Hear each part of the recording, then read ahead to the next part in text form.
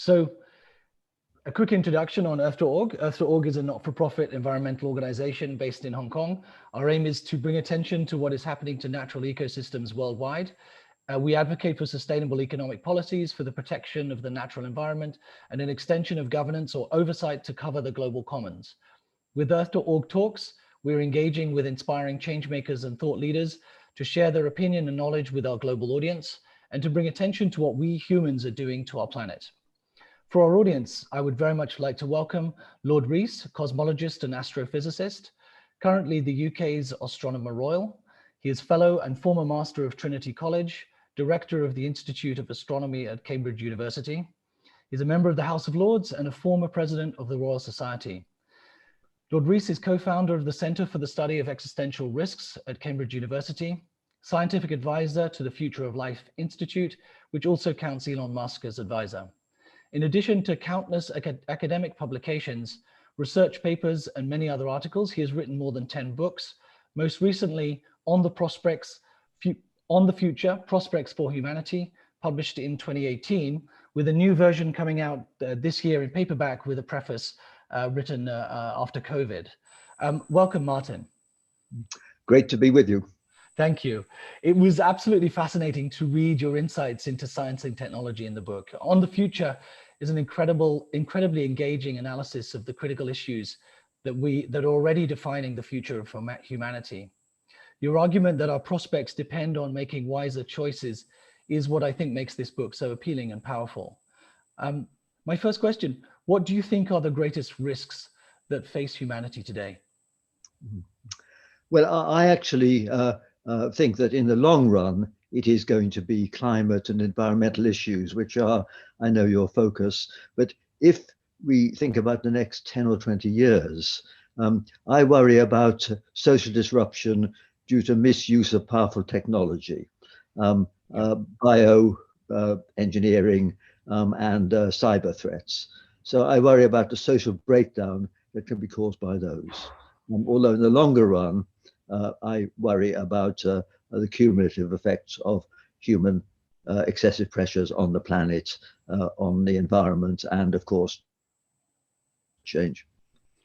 Absolutely. There's really a number of threats facing us, and you know, cascading, especially if the threats overwhelm systems. So if they overwhelm economic systems because there's just one after the other and there isn't any chance for recovery.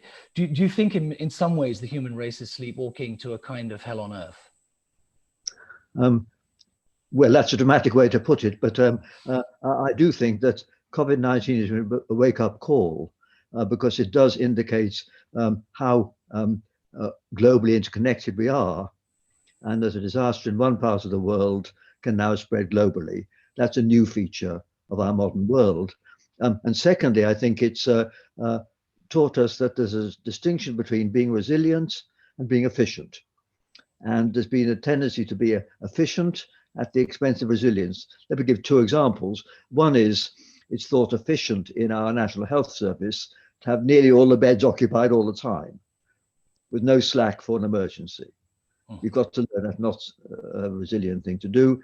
And we've also realized that it's dangerous for a major industry like the motor industry to depend on supply chains across the world where a break in one link of that chain can cause massive disruption. So we've got to learn that in order to be resilient, we've got to abandon economy in some respects. That's what we've learned. But I think also another lesson from the economy is to learn how unjust our present world is, because during COVID-19, the people who've been crucial and have worked hardest and have been most at threat from getting the disease are workers, bus drivers, health service workers, carers, and all the rest.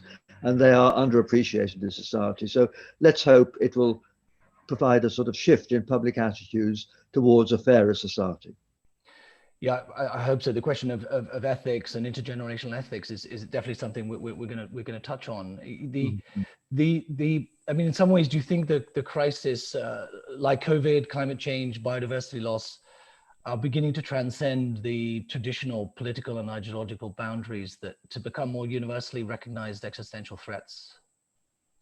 Well, I think so, because they cut across traditional inter-party political boundaries in my country and others.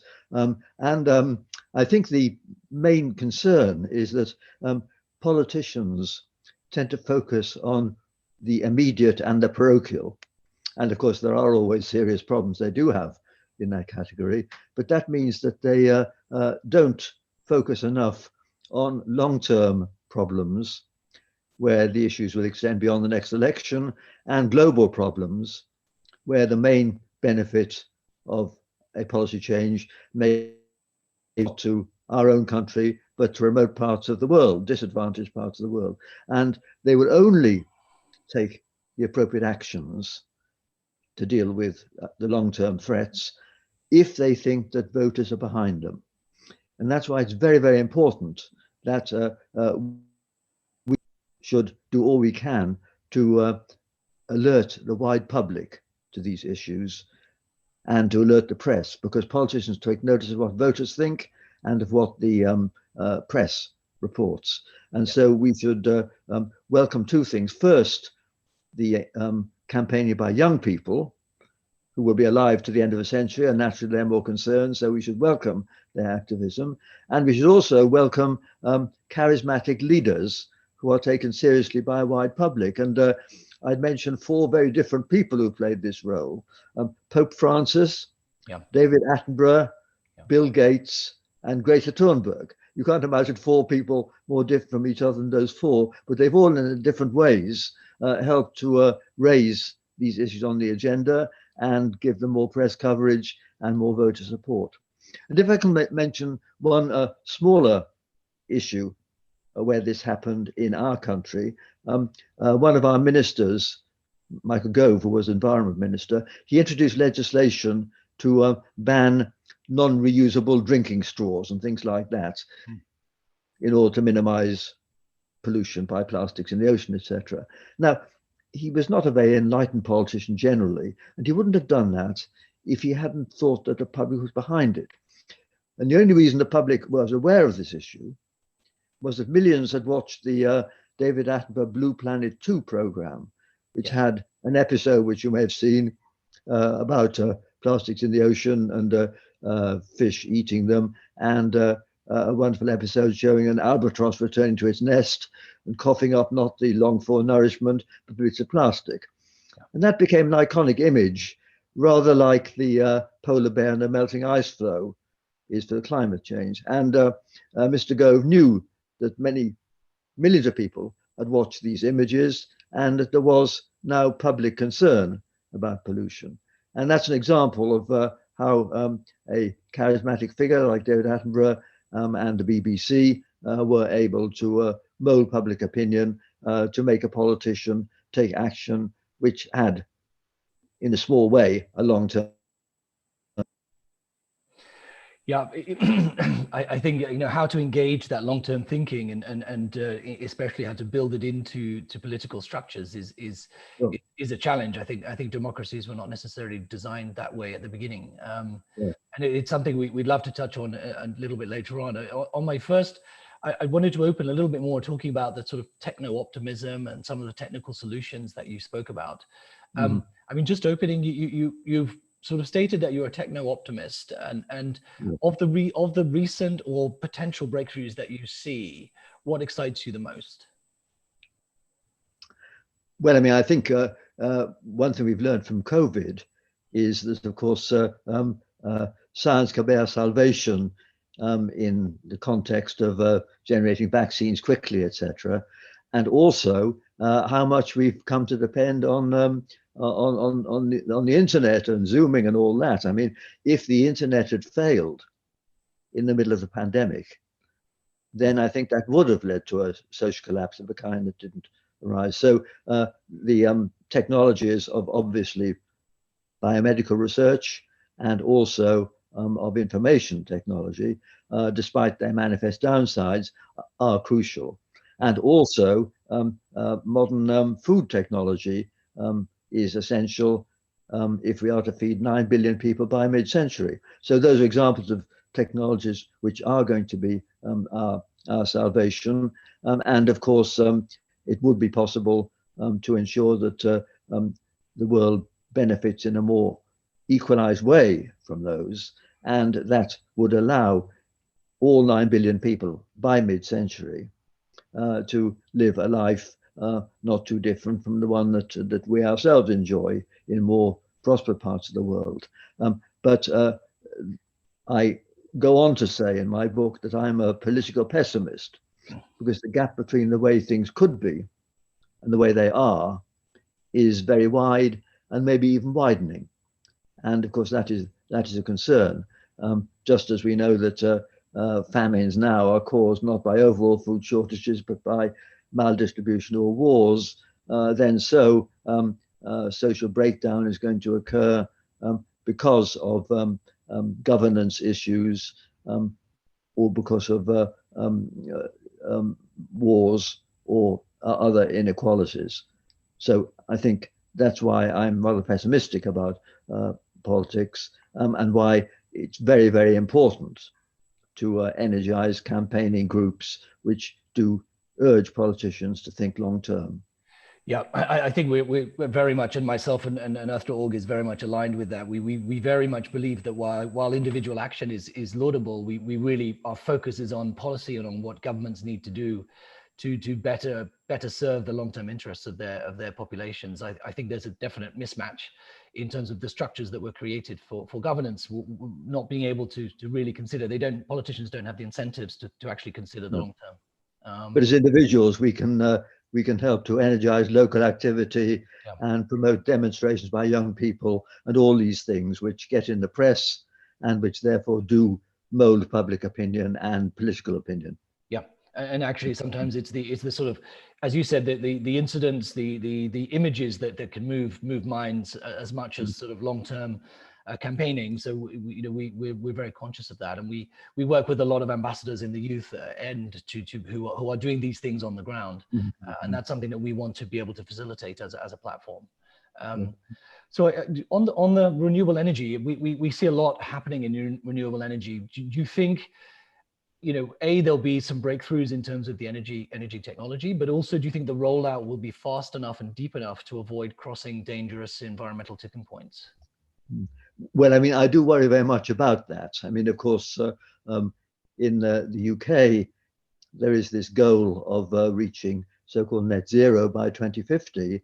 And this is a challenge with technologies that we now know exist, because heat pumps can be used to replace 25 million gas boilers in houses in the UK. That's very expensive. It may be hard to make it a popular decision. And of course, one knows that the last 20% of those cuts, especially hard, that's transport by heavy goods vehicles, cement making and things like that. So it's going to be very, very hard to do this. And that's why I feel we've got to promote new technology and also have a extensive R&D program to try and bring down the costs of the existing ways of generating, storing, and distributing clean energy. And this is not simply for meeting our own UK targets, but in order to help the parts of the developing world to afford to meet similar targets. Because if you take India and much of sub-Saharan Africa, they are going to need more energy per capita if they are to reach an acceptable level. We can get by with less energy per capita depending now, but they can't. So they're going to need more energy per capita. And of course, their population is rising in a way that ours isn't. So the big challenge is to ensure that they don't lead to too much CO2 production by mid-century, and that they are able to not feel they have to build coal-fired power stations, but are able to leapfrog directly to clean energy, just as they've leapfrogged directly to smartphones and never had landlines. So we've got to ensure that happens. And that will, if there are technical advances which lead to cheaper and more efficient variants of clean energy. Whether this will happen or not, I don't know. But I think when I'm campaigning in this country, I make the point that we in the UK are only between 1 and 2% of global emissions. So meeting our targets is pretty challenging and won't make much difference in itself. But if we can help the developing regions of the world to meet their targets by accelerating our own R&D, which we're quite good at, then we can perhaps make more than 1 or 2% difference to the world's emissions by helping those other countries to move more quickly towards net zero. Yeah, I agree. There's a lot of focus on China, and the US and European bloc. But as India emerges, and also Southeast Asia and African subcontinent, as you said, they're in the prospect is that they become very big contributors unless they adopt different technologies. So we absolutely. I totally agree. We hope that they can share to either interconnected grids, and you made a very good point about transcontinental grids. Yes. Well, I think that's very important. I mean, maybe all along the Belt and Road to China to smooth over the peaks in different time zones, and of course to carry solar energy from the sunny south to the less sunny country where I live, for instance. So I think that's going to be very important in the long run. Just to touch on that, we have seen China, deploy quite aggressively and in quite an organized way, investment into renewables, but also into grids and into bringing energy from their sunny west to their eastern Yes. city. And I think if you look at also Germany's building high voltage lines, they're two quite good examples. I mean, one would argue that if the Germans and the Chinese are doing it, then perhaps we should all be doing something similar.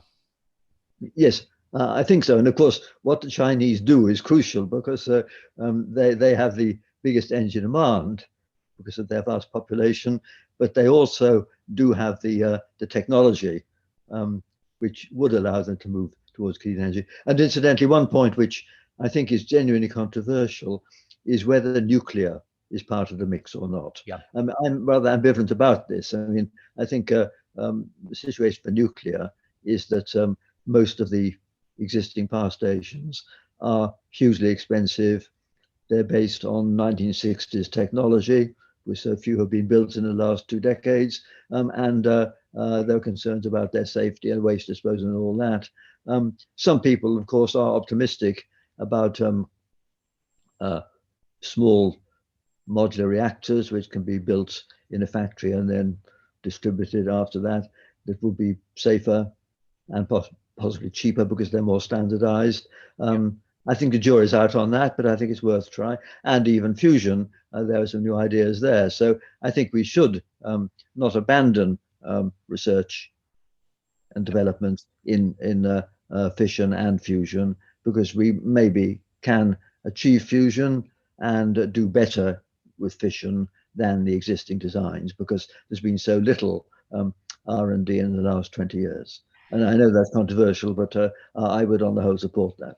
Yeah, I take your point. You made a very good point that it would seem an awful lot safer if there was a separated power bank where the fuels were coming from a different body, rather than everyone developing their own fuels. I thought that was a very interesting aspect to prevent proliferation of fuel generation, which can lead to obviously much more dangerous.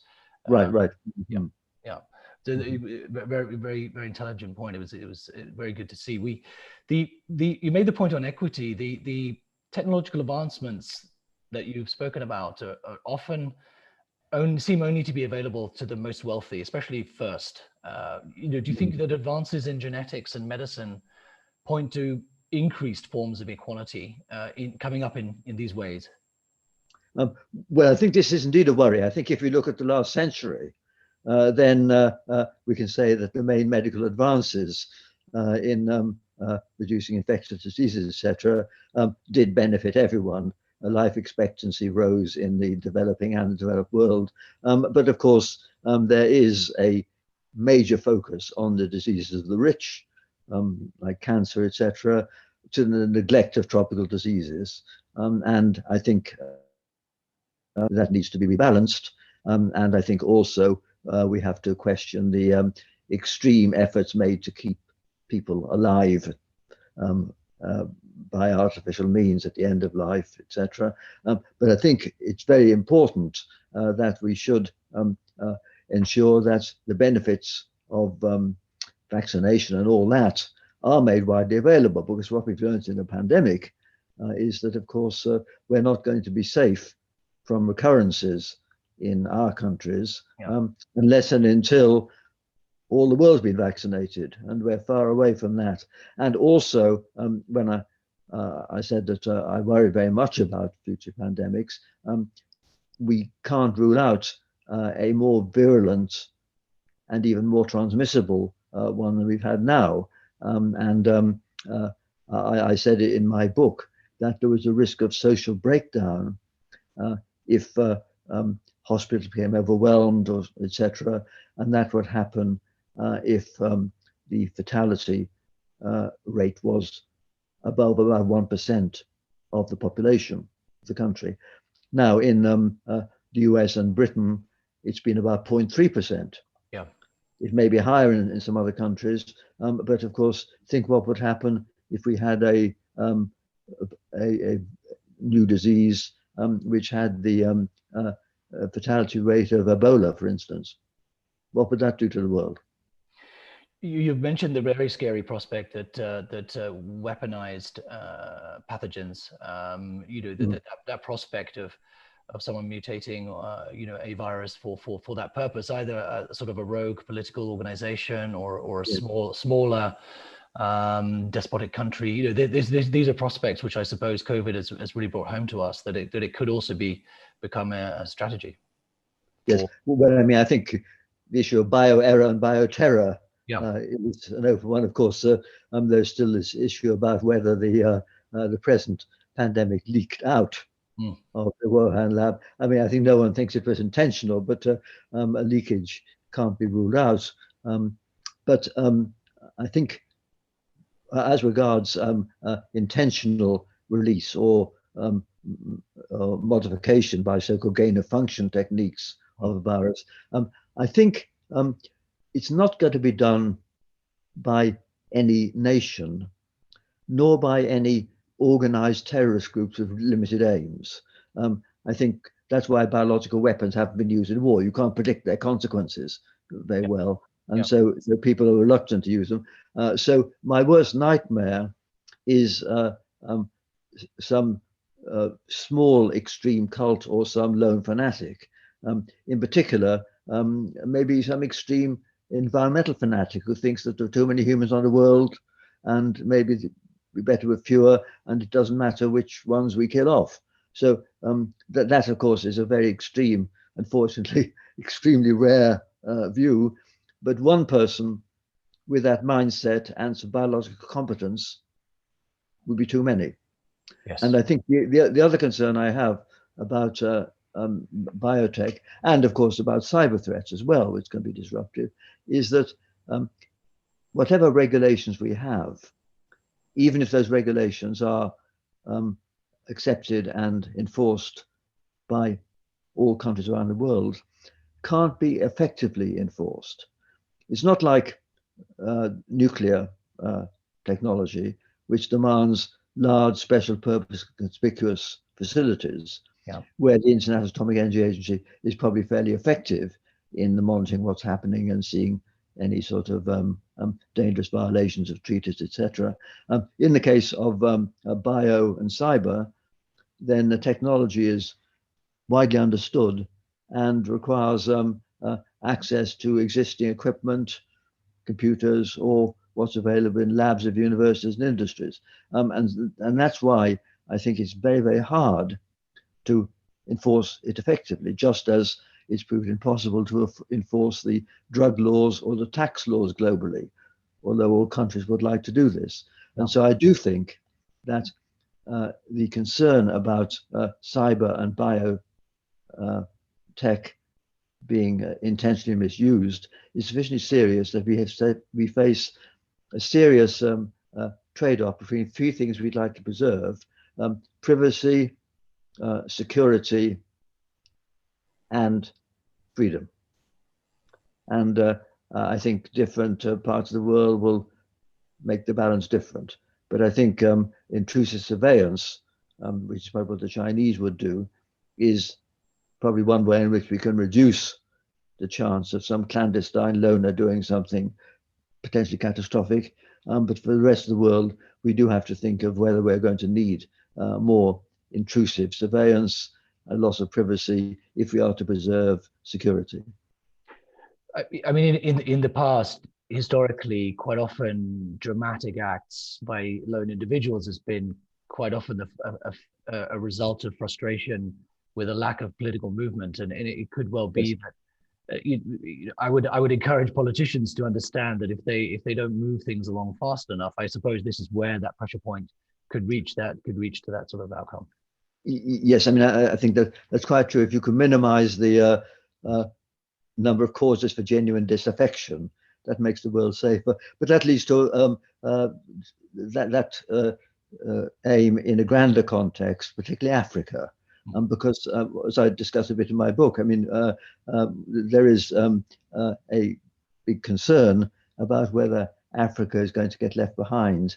And my Cambridge colleague, Sir Partha Gupta, who's just produced a massive report on biodiversity and its economic implications for the Chinese conference in October, he's very hot on this. And I think the main point is that the prognosis for Africa isn't very bright because, first of all, it hasn't gone through the demographic transition. Population is still rising, which makes it hard to get out of the poverty trap. And of course, some of the ways in which the Asian tigers advance their economy, like undercutting manufacturing costs with cheaper labor, they're not so available because robots are taking over that sort of thing. So they don't have so many opportunities to jumpstart their economy like the East Asian tigers did. And of course, the other point is that the one technology they do have access to is the Internet of Communications. So unlike 50 or 100 years ago, they know what the rest of the world's like. They know the injustice of their fate. Yes. And this is going to cause justifiable grievances, which will lead to mass disaffection and instability, and of course, massive migration. Yeah. And so I think it's crucially important to have a sort of mega Marshall Plan, which probably should be led by European nations, to ensure that Africa doesn't fall behind, to maximize the chance of controlling their population, family planning and all that in a big way, and also subsidizing the development of new technologies and new ways in which they can develop their economies. It's in our own interests, not just altruistic, for us in Europe and probably the rest of the world to do this. And of course, some would say that the Chinese Belt and Road is actually positive. I think, as you know, there are ambivalences about that, but I think it's no bad thing for Africa to have a more developed infrastructure, and that's something which the Belt and Road is facilitating. Yes, absolutely. I know it has its controversies, but certainly it was pleasing to see that they've now decided that they will stop. I mean, having funded quite a lot of coal-fired power stations, that they now will stop funding new coal-fired power stations. Yes. And of course, the other concern is they're loading these countries with debt, which is bad in the long run. Yeah. We could expand that whole conversation perhaps another time. I mean, a sort of question on kind of looking really at bad scenarios. If runaway climate change happened to the Earth and it became a much more hostile environment, do you think it would accelerate the push for genetic modification, cyborg technology, other modifications which were to try and enable survivability? Well, I mean, I suppose it might, but it'll certainly lead to mass migration, won't it? Because there'll be some parts of the world which are still comfortably habitable, whereas many areas will no longer be so. And of course, the other point is that it may be even harder to control a continuing rise, because the main need is going to be air conditioning in the parts of the world where the largest fraction of the population already is. And that's going to be a major increase, unless all that can be supplied by solar energy, which should be the aim. I do think we're going to have to deploy some new technologies. As to modifying human beings, I think this is, people talk about this, it's not a crazy thing in the long run, but whereas it's now already possible, as you know, to clip out single genes and therefore reduce people's propensity to Huntington's disease or some disease that depend on a single gene, it's the case that many human characteristics depend on a combination of many thousands of genes. And first of all, you need to use AI on a very large sample to find what the optimum combination is for what you want to achieve if you want to change humans. And then you've got to have a gene sequencing system actually recreates a genome with those properties. And that's a long way away. And of course, would raise all kinds of ethical concerns, because it would start off, as all these things do, being expensive and available to an elite, and would lead to a more fundamental kind of equality. So I think that's a rather nightmare scenario. The other thing people talk about, of course, is evacuating, going to Mars. And I think that's definitely a dangerous delusion, because the climate on Mars is extremely hostile, even less climate than anything we could envisage for the Earth. Yes. And so dealing with climate change on Earth is a doddle compared to making Mars as attractive as even living at the South Pole. You mentioned in your book, you made a very interesting insight into around that you know, prospect for whether we're alone in the galaxy, and sorry, you raised something which I hadn't really thought about, which is really the question of the time spans. You know, we've only come up in such a tiny slither of history that yes. the likelihood of us crossing paths with another living species who's been on a completely different development path, which could be billions of years apart, is yes. that in itself is so unlikely that yes. You imagine that actually it would be much more likely that either our electronic version of our intelligence or an electronic version of their intelligence would be what we would probably come across. Yes. Well, that assumes that another civilization on another planet yes. Evolved in the way that might happen here. And I think, as you say, we've got on this planet, well, 1 billion years before it gets too hot, and 6 billion years before the sun dies. And that's enormously long compared to the timescale for Darwinian evolution. It's taken less than 4 billion years for us and our biosphere to evolve from the first forms of life. And so we have that time lying in the future. And moreover, evolution up till now has depended on Darwinian selection, which is rather slow, whereas if indeed future evolution is done by sort of redesigning flesh and blood entities, or somehow having cyborg technologies where the machines take over, that will happen on the technological timescale, which is much, much shorter, centuries rather than thousands of centuries. And so not only is there much time in the future, but things may happen much faster. So it's even more impossible to predict what may happen in the future.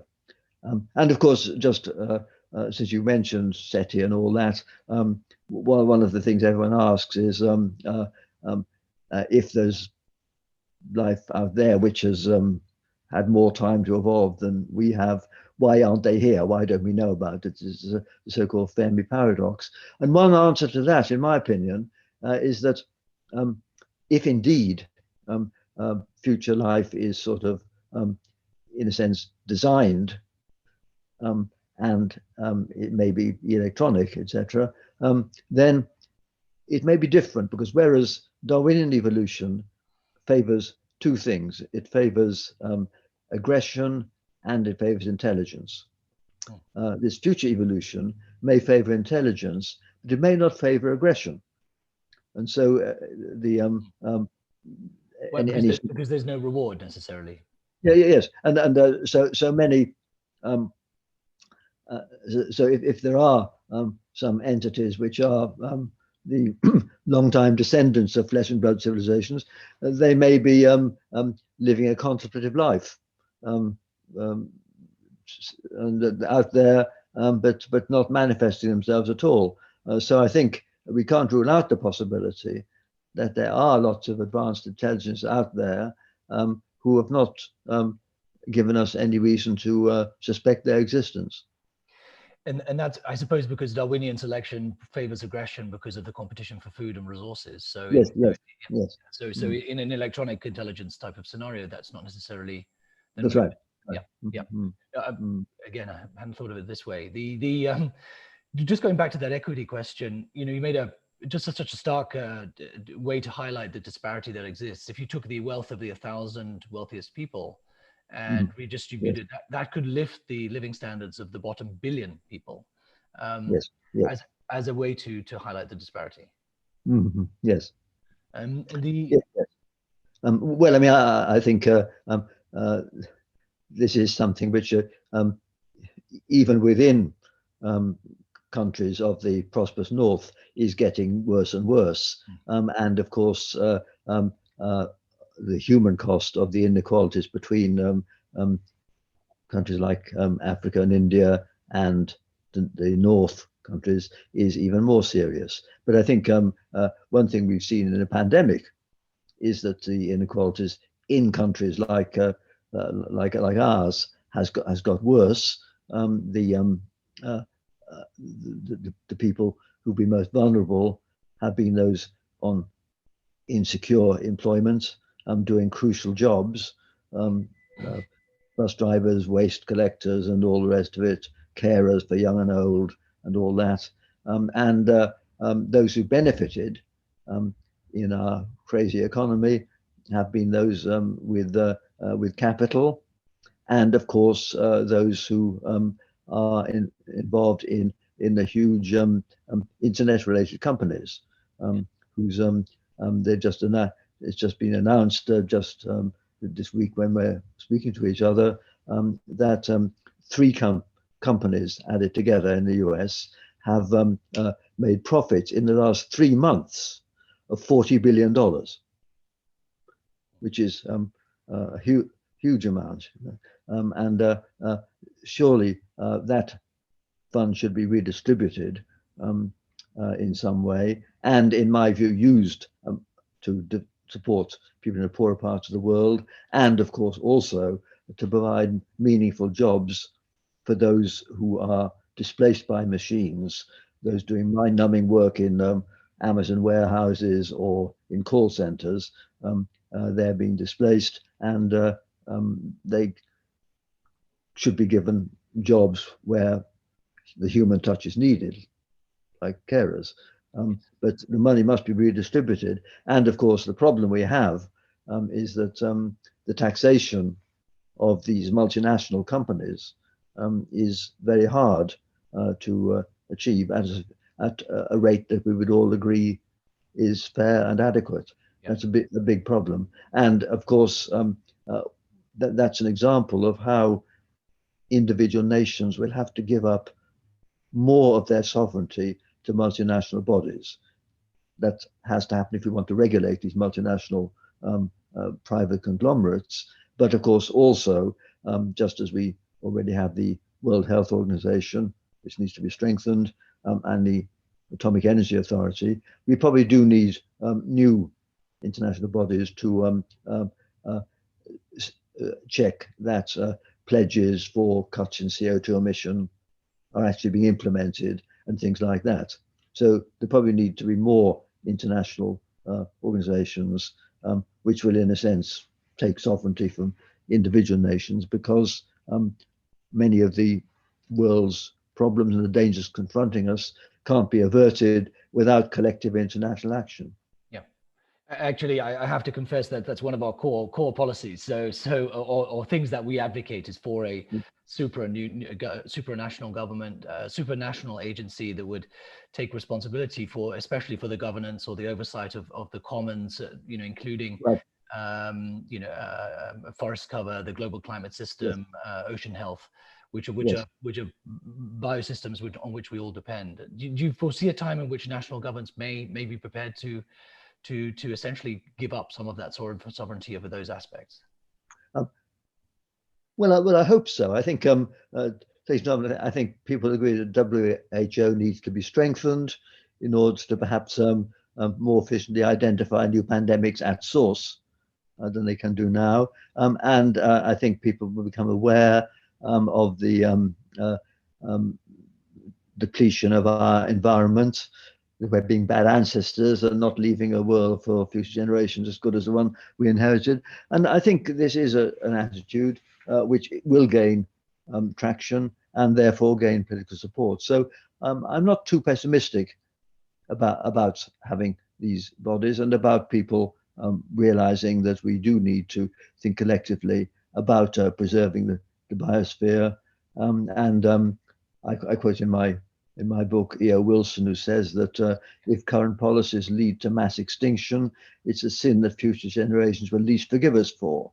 And that's certainly true. But you could make analogous remarks about other ways in which we are despoiling the global environment and the global commons. Yes, absolutely. I think this is one of the greatest challenges for us as a species is to realize realize the long-term impacts of our expansion and the impacts we're making on the environment around us, which I think up until quite recently was considered to be sort of endless in its capacity to absorb the impacts of our action. Well, and that's right, of course, until say 1900, the world population was much less, and for more, well, far less empowered by technology and used less energy. So, as I like to put it, that the Earth's been around for 45 million centuries, but we're really in the first, when one species, yes, the human species, has the future of the planet in its hands, because we are numerous enough and empowered enough to actually change the world in a way that could be irreversibly disastrous. Yes, and I in some cases I've heard humanity and human society be described as adolescent in this way. We've grown muscles, we've got bigger, Right. we break things, and we haven't yet perhaps gone on to the mature stage where we have more consideration for our actions. What are your thoughts on that? Um, well, I think that's certainly true. We've got to be aware of our collective strength, etc. And to take another quote from H.G. Wells, the future is going to be a race between education and catastrophe. Yeah. Because I think education and awareness of these problems is going to be essential if responsible citizens are to vote for politicians who take the concern seriously. Yeah. Do you just a quick question, Martin? How in terms of time, how are you? We're going we're going quite well, but we have a number more questions. I'm fine. I'm Okay. fine. Okay. Great. Thank you so much. Mm-hmm. On technology, do you think that perhaps an over reliance on technology that can save the day, could lead to a sense of complacency or loss of urgency? Do you think that techno-optimism and the belief that innovation can help us escape the crisis without having to fundamentally change our ways, could it ever be dangerous? It certainly could be. And I think also people need to be aware that it increases our vulnerability. Yes. Obviously, in earlier centuries, when each small region was self-sufficient, then there was no risk of some global catastrophe of the kind that we can have now. And so I think we are hugely vulnerable to breakdowns of the internet, the global supply chain, and all that. And I think we do need to worry about ensuring that we use technology. We do need technology, but it's got to be of a kind which does allow local resilience and doesn't lead to too much interdependence and fragility. I think there's a big problem if we are so interconnected that we are vulnerable to even just accidental breakdowns, which cascade globally, but still more to the amplification of an act made by a few people to a global catastrophe, which could not have happened in the past, but can happen now. Yeah, I think for some, the image of the container ship stuck in the Suez Canal and all of the impacts that had on, Right. on Yes, supply that's an chains example. was such a stark example this year. Mm. Could we find ourselves in a situation where well-meaning technical solutions exacerbate or lead to unforeseen negative consequences that put us into a loop where the quality of life, biodiversity, beauty, as we know it today, declines with each cycle? There's certainly a risk of that. And I think if we think of agriculture to feed 9 billion people by mid-century, I think it's very important that this is done in a way that doesn't encroach on natural forests and the rest of it. And this does need high-tech agriculture, in intensive cultivation. The buzzword is sustainably intensive agriculture. And this, of course, can be done for growing vegetables, these vertical farming and all that, and probably need to have a more vegetarian diet, and certainly not eat beef like Americans do, and I would say have novelties like artificial meat, a very benign technology if that could be done. And also getting proteins from unappetizing seeming sources like insects and maggots.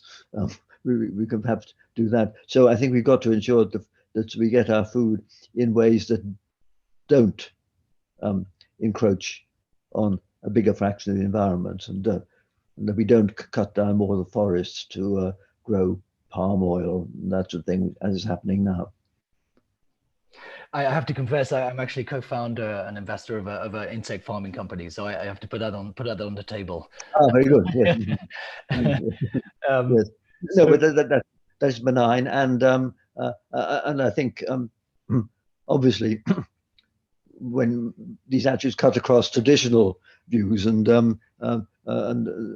we all know people who like old style organic farming, etc. It has some virtues, but I think it's not feasible for us all to have that. And the same lifestyles, yes. Yeah, absolutely. Mm-hmm. I mean, it is encouraging to see seems to be a huge amount of capital going into these alternative proteins and into fungi-based foods and so on, which there's also seems to be a big shift in consumer attitudes towards those, which I think is a very positive thing. So the on population, the human-made mass on this planet outweighs all biomass is a thing which we often hear about. And in the book, you state that the potential for enhanced education and empowerment of women to reduce fertility rates where they're now highest could help control overpopulation. Do you think that overpopulation is the elephant in the room? I think, especially if it's concentrated in a few areas, because the population is going down, the birth rate is going down, and even the population is going down in many parts of the world now. There's worry about underpopulation, low fertility in Japan, Singapore, etc. And I think they worry too much about that. And I think it is clear that when women get better educated and when they all have access to family planning, which is claimed that at least 200 million African women don't at the moment, then that is going to perhaps bring down the average number of children per woman in those countries as well. And I think that is benign, because obviously a very sudden decline in world population would have negative consequences, but the optimum population for the world may well be lower than the present population. And so I think we should hope that after a peak at about 9 billion in mid-century, Yeah. barring a huge catastrophe we can't avoid, because that's mainly because most of the people in the world now are young and they're going to have longer life expectancies. And the histogram in Africa is going to become more like that in Europe, with as many 60-year-olds as 20-year-olds, which is now. But beyond 2050, it does depend on the choices made by people who are yet to have children. And I think if the global population can start going down, then I think that would be good. Of course, one of the uncertainties there, you talk about human enhancement, any serious way of extending our lifespan will have, of course, a game-changing effect on sociology and population. So that's a thing to think about. If indeed there was a way of extending the lifespan significantly, that would clearly have huge changes sociologically and to global population. But I think the debate about what the ideal global population is, but with the sort of technology we have now, I think it should be rather less than it is at present. Yeah, it's certainly a very difficult question, and you're seeing different reactions to the sort of stresses that could come. As you said, it could go that if people feel that the future is more dangerous, they could react by having more children. You could get Yes. odd anomalies Yes. like this way. So Yes. I mean, on that question of future generations, in your book on the future, you've said, and I quote, "It would be shameful if we bequeathed to future generations a depleted and hazardous world." Yes. Do you think that the question of intergenerational ethics can eventually become a driving force behind galvanizing political and public support towards ambitious action on climate change? I certainly think and hope so. I think, and this is another point I make in my book, that it's rather ironic that although we've got these vast cosmic horizons, thinking in terms of billions of years, etc., our planning horizon is shorter than it was. I mean, with one or two odd exceptions, like storing radioactive waste, where we wanted to be safe for a million years, we don't really plan more than, say, 30 years ahead in most things. Yeah, which is And many of the horrible tower blocks being put up in London now, they're built with a lifetime of 50 years, which may be a rather good thing, actually, since they're so awful. But people have a shorter planning horizon. And I contrast this in my book with the Middle Ages, when the cathedrals were built, because people then built cathedrals which they knew wouldn't be finished in their lifetime. yes. And they did this despite living in a world and a culture where their perceptions were very constricted in both space and time. They only knew about bits of Europe, and they thought there might be an apocalypse within 1,000 years. So it might seem anomalous. But I think the difference is that they were fairly confident that the lifestyle of their children and grandchildren would not be very different from theirs. Yes. So the Masons knew that their grandchildren would appreciate the finished cathedral. Whereas I don't think we can have much confidence in what people's preferences and tastes and attitudes will be 50 years from now. Yes. In the same way. And of course, this is an inhibiting factor in long-term planning, obviously, if the uncertainties are far greater. And I think that is the only excuse we have for not planning long-term. Although there are some things like climate where we have to, because there we can make fairly reliable predictions of what will happen if we go on as we are now. You mentioned this good ancestors, and to some extent, if you're a good parent, I suppose you're quite often sacrificing for your interests of your children. Perhaps you're sacrificing to put them through education and so on, so that they have a better Yes, life. yes. Do you feel that not only are we not being good parents, we're actually sort of potentially stealing from our children's welfare in the future, and being no good ancestors either. Yeah, no, I agree. I think we are, and we discount the future too much. And of course, this comes in climate policy because I discuss in my book people like Born Lomborg and the Copenhagen Consensus, etc. And he's of course a bogeyman among environmentalists. But to be fair to him, he doesn't contest the science very seriously.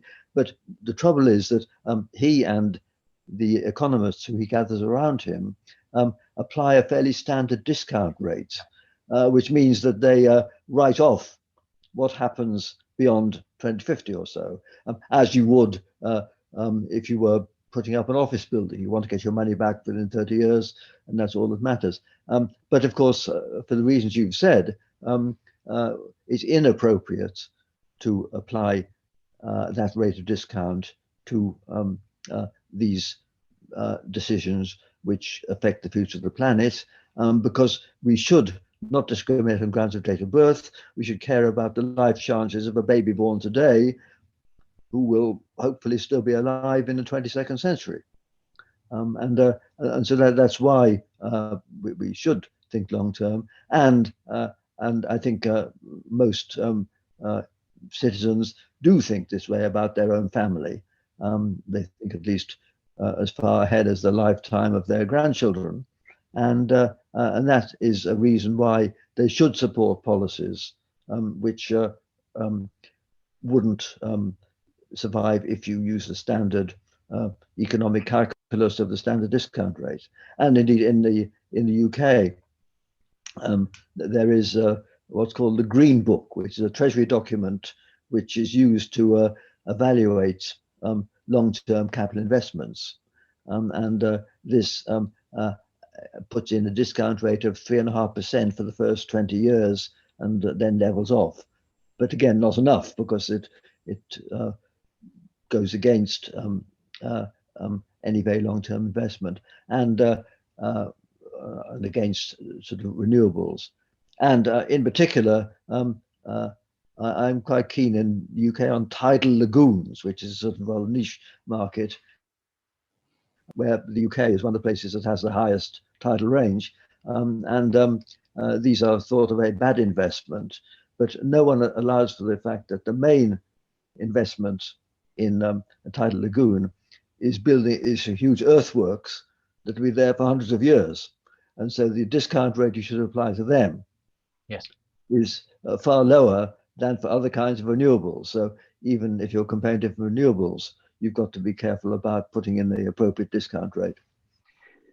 Yes, one hopes the economists and environmental economists, which think more this way, becomes more mainstream, and there is some evidence to support that that's becoming with Dieter Helm and so on.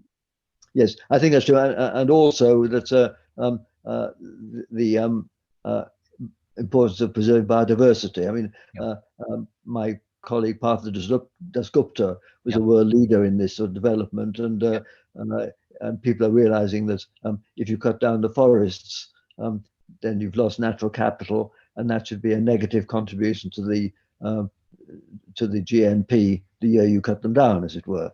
And people ought to realize this, and that they're not inexhaustible, and you have to make a choice between preserving the capital of the commons, as it were, and short-term capital gains. Yeah, I mean, in many ways, we think that's a real seminal work by your colleague Dasgupta, and we'd actually love to speak to him. He doesn't have a book, but we'd certainly love to speak to him at some point if that was possible. Well, I mean, his report is a 600-page document, and there's a 100-page executive summary, and I would hope it will have the long-term impact which 15 years ago the Stern report did. Absolutely. It's a similar intellectual effort by a very serious economist, and it's true that the issues of biodiversity aren't quite on the agenda with the prominence that climate change have, but they ought to rise on the agenda, and I hope that his document will become a sort of classic text for the economic implications of this. Yes, absolutely, and that's why we'd love to have that chance to explore it and give it more of a time in the sun, basically time in the light, in any way possible. We know it's a very weighty document, but I think there must be ways Yes. to do that. And as you said, it's on a par with Lord Stern's report. One hopes.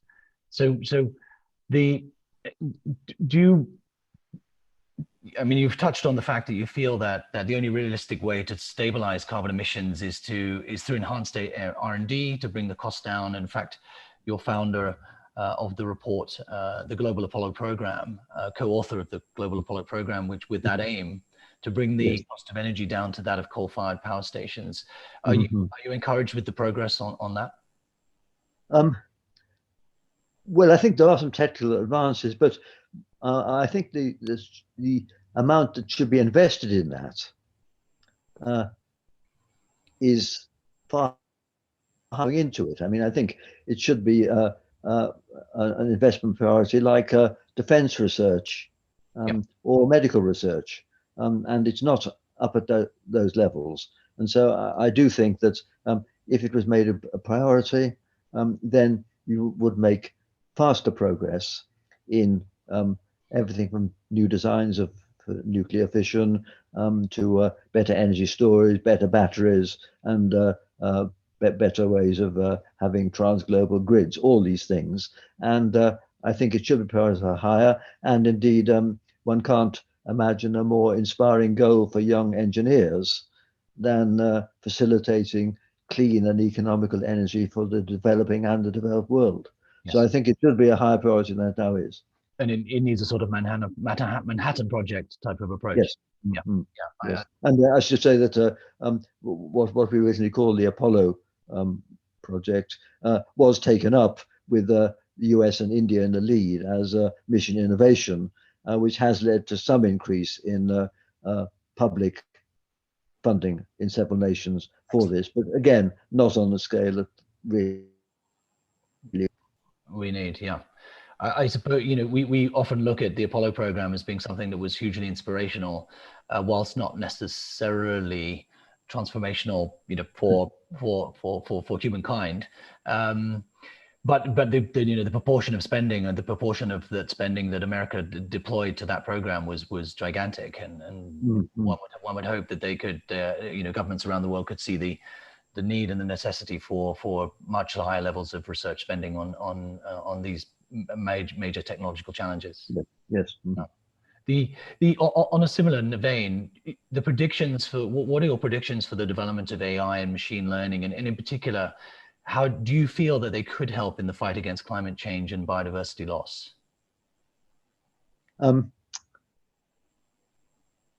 Well, I mean, I'm not one of those who worry too much about the machines taking over, right. But I do worry about our undue dependence on them.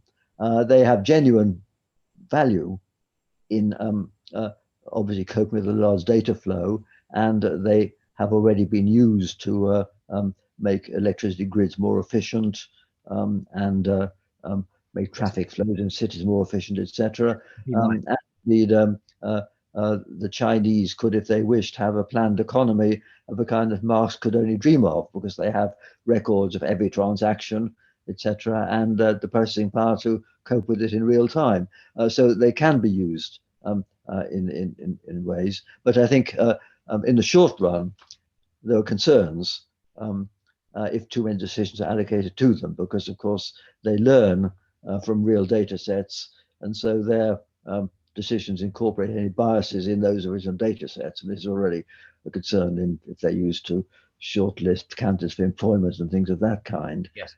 So people worry about that, and also I think they do have sort of bugs in the program which are often hard to find, and I think if you are recommended for going to prison, or for having surgery, or even having a low credit rating, you feel you should be entitled to contest that decision and be given reasons.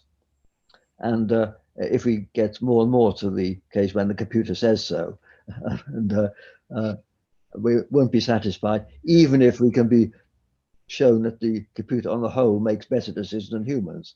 Yes. I think we want to feel that we remain in control. So that's true in the short term, and of course, as we already mentioned, there's some kinds of work which can be taken over by machines, and they can certainly help professionals. The best example is radiography, when a machine can look at the X-rays of 100,000 people's lungs and sort of learn better how to identify cancer and all that than any real doctor can unaided. So the things like that. But I think the idea that they will sort of take over everything is something we've got to be aware of. I mean, my view is that for a long time we have to worry more about real stupidity than about artificial intelligence. And the worries we have about artificial intelligence are breakdowns and bugs if we depend on it too much. Right. Rather than it trying to take over. Rather than it being unaligned or having developing a malevolent aspect. Right. Yeah. Yes. Interesting. You've mentioned that how to bring long-termism into some of the political institutions is a real challenge.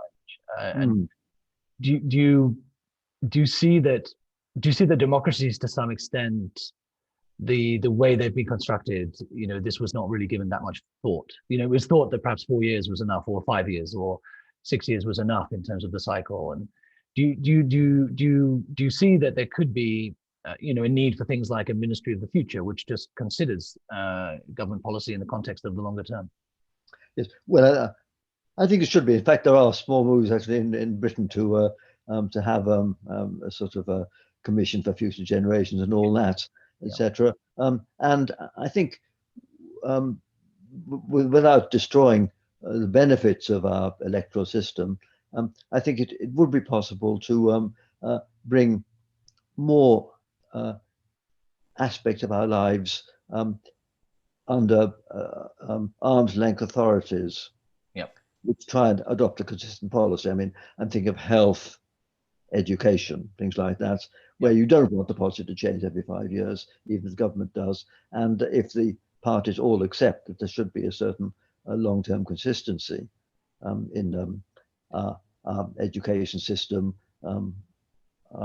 energy production and all that, then we could ensure that crucial aspects of our welfare aren't subject to too much political haggling after every election. And I think it would be an advantage. And so the question is how far we can move in that direction while still preserving some genuine democracy and multi-party system. In that respect, the UK was a relative pioneer with the Committee for Climate Change that Tony Blair introduced. Yes, that's an example. And of course, the health service, in a way, has. I mean, of course, it does depend on government funding in particular, but many and frankly, it has been tinkered with too much, changing the organisation. So it would benefit from more stability. Yeah. Often the lawyers changes of direction cause huge waste, actually. Yes. Well, if I've got a government in power for 10 years and it's spending lots of its time now reversing decisions it made in the first 5 years of its office. Yes. Yeah. It's crazy. Moving on to astronomy. As an astronomer, what first inspired you to engage so forcibly with issues such as climate change and the risks facing humanity? Well, I think although I was and still am an academic astronomer, I've always been interested in politics and campaigning. I mean, I was involved in CND, Campaign for Nuclear Armaments, when I was a student, and got involved in the Pugwash conferences, etc. I suppose the reason that I've become more active and spent a bigger fraction of my time on these more general issues of long-term policy is that I've been lucky to have opportunities, because I became president of the Royal Society, which is our Academy of Sciences, which covers all of science, and therefore it was not only a fascination but an obligation to pay regard to these policy issues over a wider canvas. And then I was lucky to be selected as a member of the House of Lords, which is a privilege, if no longer an honor. So I feel that that is something which has made me engage more and have the opportunity to engage more, and also some international bodies I'm involved in. So I feel I've been lucky that my academic career has allowed me to develop into multidisciplinary areas, which all impinge on policy. And so I try and do my bit to try and campaign for these causes. Was it also driven in part on a personal basis with a consideration for your family, for the future generations of your family and friends? I think so, yes, and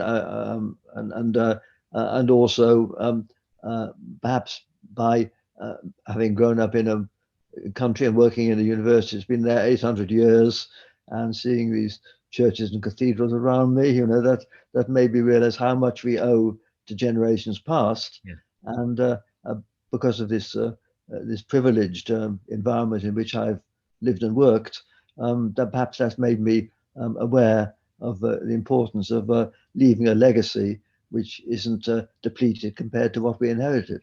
Yes, yes, we all should think more that way. The in On space, do you think there is a risk of the extension of national and military competition into space? How much does that worry you? Um, I think there is a risk, because we do depend on space for everyday matters, communication, environmental monitoring, etc. And GPS, sat nav, and all that. Yeah. And the equipment up there is vulnerable. So I think we do need to worry about this. We need perhaps a more comprehensive treaty, rather like we have for the oceans. Yes. As to what can and can't be done in space. There's another issue, which is that if there are too many spacecraft in low Earth orbit and they start hitting each other, yes. Then of course you can get a runaway process where there's more debris and therefore more. And there are scenarios where low Earth orbit space becomes unusable because the probability of impacts is too high, and we have to guard against things of that kind.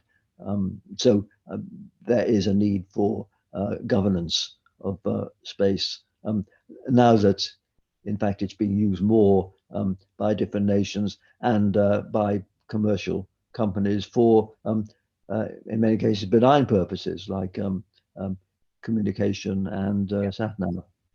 Yeah, and there's a huge proliferation of the number of objects being put up into space. I understand in terms Well, of. that's right. I mean, in particular, there are two. First of all, microsatellites are now valuable. I mean, for instance, there's a company called Planet Lab in the US, which put up 80 small spacecraft in a single Indian rocket, and their mantra is to observe every tree in the world every day. And they can always do that.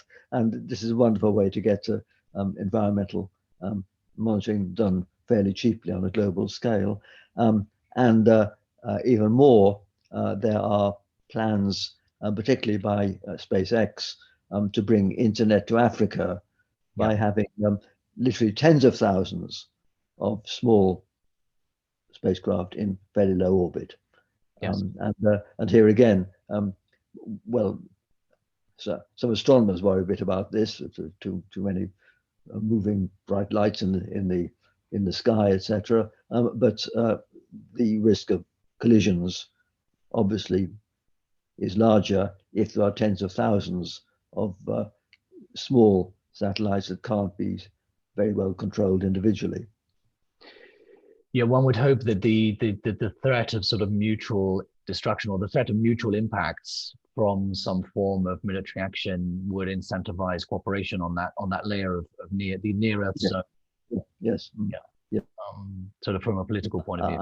I'm not too worried at the moment, but I think there are concerns. Obviously, if some kind of conflict extends into space, or indeed if there was some serious conflict, maybe the first thing that one of the actors would do would be to destroy the GPS system. Yes. Yeah. It certainly looks quite scary, especially with some testing that's been happening. Yeah. Just on COVID and on the last couple of years that we've had, since you wrote on the future, we've seen the world change significantly due to the pandemic in some ways. In the book, you predicted that the catastrophic risks that such a pandemic would pose. Do you think it's highlighted our ability or perhaps inability to cooperate nationally and internationally? Well, I think we've seen cooperation in vaccine development, not enough in vaccine distribution, because as we know, the percentage of people vaccinated in Africa is very, very low. So we've got to do it. But I think what the pandemic has done is made the general concerns that I've advocated for a number of years about global catastrophic risks more seriously taken. People used to think that people like me were doom mongers talking about very implausible scenarios. But of course, we have now seen a disaster which affects the entire world. And we realize that it would have been worth paying a great deal more as a sort of insurance premium to prevent it, because estimates of the global cost of this pandemic over the next few years are in the range 20 or 30 trillion dollars. And that's quite over and above the millions of people who've died and the larger number of people who are affected long term by the disease. And in that perspective, it would have been worth paying an insurance premium of many hundreds of billions of dollars in order to be more prepared. Yes. But we weren't. And so I think there is now, certainly in my country, a greater awareness that these kinds of global catastrophes, which are unpredictable and short term, need to be prepared for. There's a nice maxim due to Nate Silver that the unfamiliar is not the same as the improbable. And so we need to prepare not just for a repeat of what we've just had, but for other things that might happen. We can't predict what they will be or when they will happen, but we can't dismiss all these other scenarios as so improbable we didn't care about them. So I think it has changed our perspective on our vulnerability and made us realize how interconnected we all are. And of course, if we think about climate and biodiversity, they are, in a sense, bigger problems. But because we know they're not going to be sudden events, we know they're going to be cumulative in their impacts and very, very serious in the second half of the century, we need to realize that now we need to start preparing for them. And we know what we need to do in those cases. It's hard to know what to do in the face of some runaway new technology, which we don't understand. But in the case of climate change, we know what's happening, and we know the kind of things we need to do to control it. And so let's hope that those concerns and the recipes for dealing with them do rise higher on the political and public agenda. And I think the point is that they've got to rise on the public agenda before they rise on the political agenda, because politicians are what voters think. Yes, absolutely. This is very much part of a part that we hope to play. Absolutely, yes, and that's why campaigning bodies are very important. Yeah.